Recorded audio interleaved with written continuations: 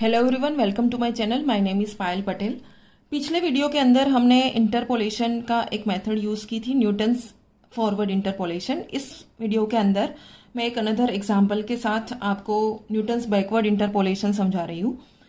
यहाँ पर मैंने एक एग्जांपल लिया है, the population of a town is given below, estimate the population for the year 1930। Okay, यहाँ पर एक टाउन के लिए ये ईयर दिया गया है कि 1891 में उसकी पॉपुलेशन ये 1000 में है, मतलब 46,000 थी। फिर 1901 में 66,000, ऐसे एक डेटा दिया गया है। तो आपको न्यूटन्स बैकवर्ड का यूज करके 1930 में उसमें कितनी पॉपुलेशन होगी, ठीक है, तो ये फाइंड आउट करना है। तो 1930 यहां पर आप देख सकते हैं, which is near to ending of the table. तो Newton's backward is more suitable formula. And उसके पहले भी हमें ये भी चेक करना है कि यहाँ पर सबके जो एक्स की वैल्यूज के बीच का जो गैप है वो सेम ही है या नहीं। ये भी सेम है क्योंकि यहाँ पर 10 का सबके बीच में ही गैप आता है, तो इजीली हम एच को फाइंड आउट कर सकते हैं।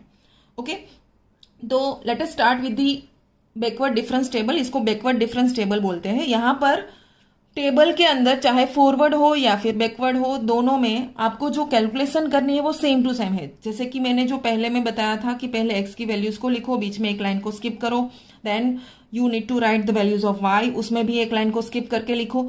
अब जो सिंबल का हम यूज करते हैं वो थोड़ा सा डिफरेंट है। फॉरवर्ड के अंदर हम ऐसे ट्राइंगल का सिंबल, जिसको हम डेल्टा बोलते थे, उसको यूज करते थे। ये बैकवर्ड है, बैकवर्ड के लिए हम नेबला का सिंबल यूज करते हैं, इसको नेबला बोलते हैं, जो उल्टा ट्राइंगल है। ओके, तो ये सिंबल ही डिफरेंट आता है। और फिर जो डिफरेंस लेंगे वो तो सेम टू सेम ही चाहे आप न्यूटन्स फॉरवर्ड से करो तो भी हमें 66 माइनस 46 ही करना है, और बैकवर्ड से करो तो भी यही करना है। तो ये ध्यान में रखना कि टेबल की जो भी वैल्यूज आएगी वो दोनों मेथड्स के अंदर सेम ही आती है, सिर्फ ये सिंबल है उसको आपको अलग तरीके से लिखना है।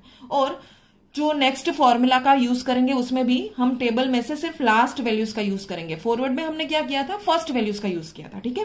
तो अब इसको लिखने के बाद हम हमारे टेबल की जो कैलकुलेशन है उसको स्टार्ट करते हैं। तो after writing all the values, सबसे पहले ये कितनी कॉलम्स लिखनी है उसके लिए मैंने पहले भी बोला था कि आपको ये टोटल वैल्यूज को काउंट करना है। टोटल कितनी वैल्यू है, 1 2 3 4 एंड 5। ओके, टोटल 5 वैल्यूज है, तो हमें 4th डिफरेंस तक हमें अपना आंसर लिखना पड़ेगा। ओके, तो मैंने 4 कॉलम यहां पर पहले से लिख ली है। अब हम इसकी कैलकुलेशन स्टार्ट करें। 66 माइनस 46। ओके, नीचे की जो वैल्यू है उसमें से ही आपको ऊपर की वैल्यू को माइनस करके लिखना है। इसमें ऐसा मत करना कि 46 माइनस 66, ऐसा मत करना। जो फॉरवर्ड में किया था वही आपको बैकवर्ड के अंदर भी उसको ही रिपीट करना पड़ेगा। ओके, तो हम यहाँ पर इसका डिफरेंस जो है वो स्टार्ट करते हैं। 66 माइनस 46 करो तो आंसर आता है 20। जो भी आंसर आता है उसको आपको बीच में जो लाइन को स्किप किया था वहीं पर लिखना पड़ेगा। Okay, next 81 minus 66। 81 माइनस 66 करो तो आंसर आता है 15। Then 93 minus 81, that is 12। 101 minus 93, that is 8। Okay, ये हो गया फर्स्ट बैकवर्ड डिफरेंस। अब नेक्स्ट प्रोसेस सेकेंड के लिए अगेन 15 माइनस 20। अब यहां पर देखो नीचे की जो वैल्यू है वो स्मॉल है, ऊपर जो है उससे।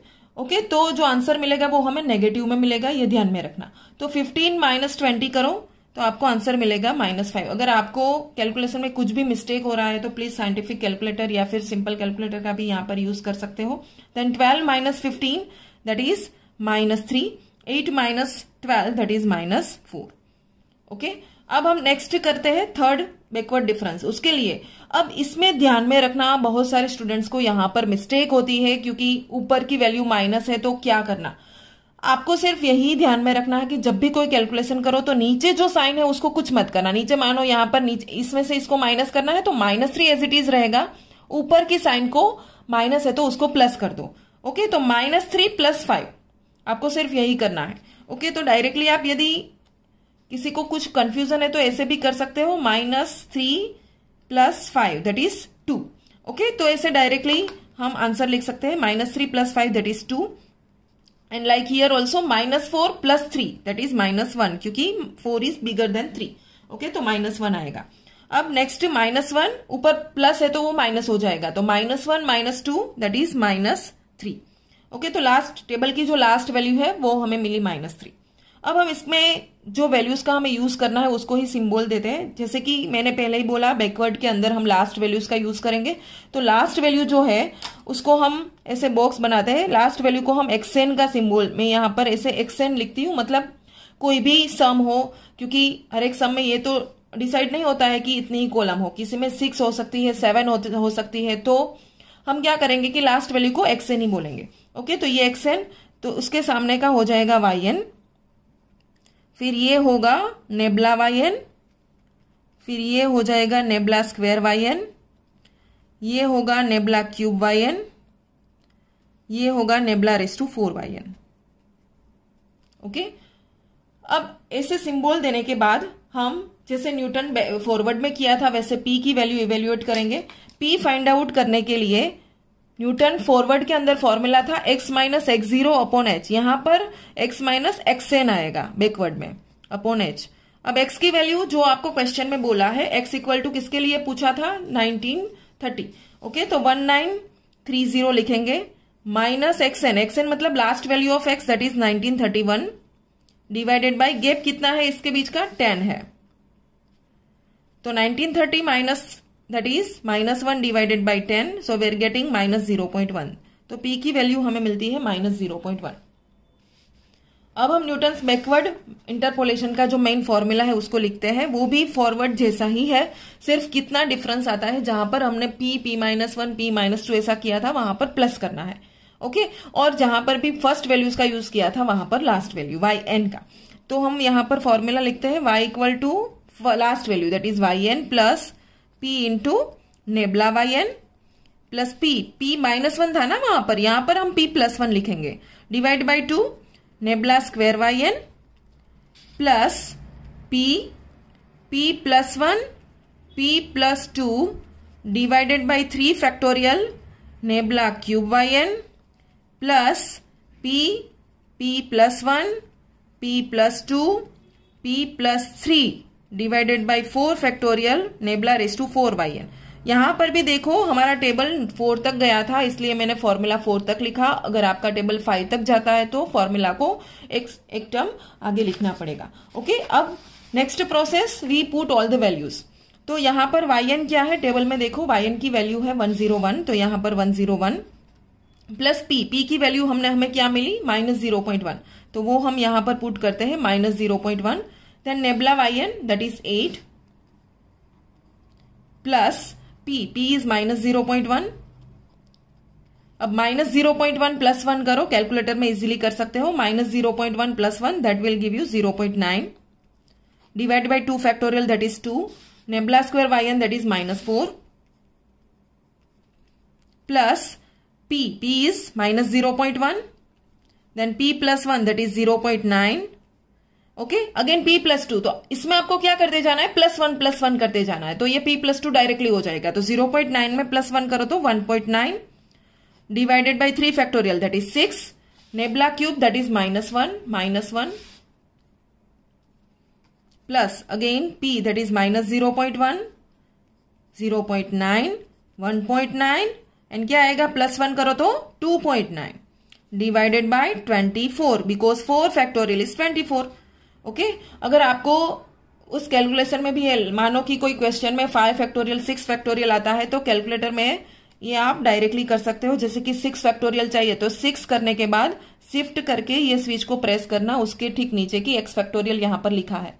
ओके, शिफ्ट करके x फैक्टोरियल, तो ये हो जाएगा 6 factorial is equals to 720, directly answer मिलता है, into nabla raise to 4 that is -3। Okay, अब नेक्स्ट क्या करना है, इसकी कैलकुलेशन ही बाकी है और कुछ भी नहीं। तो स्टार्ट करो 101 एज इट इज, ये एक साइन माइनस है तो प्लस माइनस माइनस कर दो, 8 इंटू 0.1 दैट इज 0.8। यहां पर देखो 2 माइनस है, minus minus will be plus. Okay, इसकी कैलकुलेशन करो, 0.1 into 0.9 into 4 equal to divide by 2। Okay, that is 0.18। Okay, 0.18। अब नेक्स्ट में यहां पर भी 2 माइनस है तो वो हो जाएगा प्लस, इसकी भी कैलकुलेशन करते हैं। यहां पर होगा 0.1 multiply by 0.9 multiply by 1.9 multiply by 1 तो ना करो तो चलेगा, is equals to, then divide by 6 that is 0.0285. Okay 0.0285. Then last में ये भी माइनस माइनस हो जाएगा प्लस. ओके इसका भी मल्टीप्लीकेशन करते हैं यहाँ पर. ये हो जाएगा 0.1 into 0.9 into 0.1 into 0.9 into 1.9 into 2.9 into 3 is equals to, then divide by 24. तो हमें ये आंसर मिला 0.0619. ओके 4 डिजिट तक लिखो तो चलेगा, राउंड ऑफ करो तो ये 19 है वो 20 हो जाएगा, 198 भी लिख सकते हो इसे. अब लास्ट में इसको सिंप्लीफाई कर दो तो ये हो जाएगा 101 minus 0.8 plus 0.18 plus 0.0285 plus 0.06198. Okay so our final answer is 100.47048. okay so this is our final answer. यहाँ पर हमारा जो क्वेश्चन था वो पॉपुलेशन के रिलेटेड था, यहाँ पर इन थाउजेंड जैसे लिखा है, तो लास्ट में आपका जो आंसर मिलता है वहीं पर भी पीछे इसे 1000 लिख देना.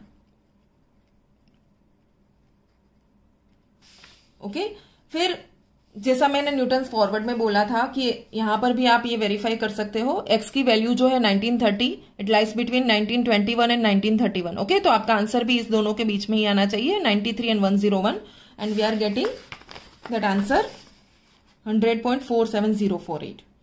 Okay so by this way you can solve any type of example related to interpolation in which the gap between the values of x is same by using Newton's forward and Newton's backward interpolation.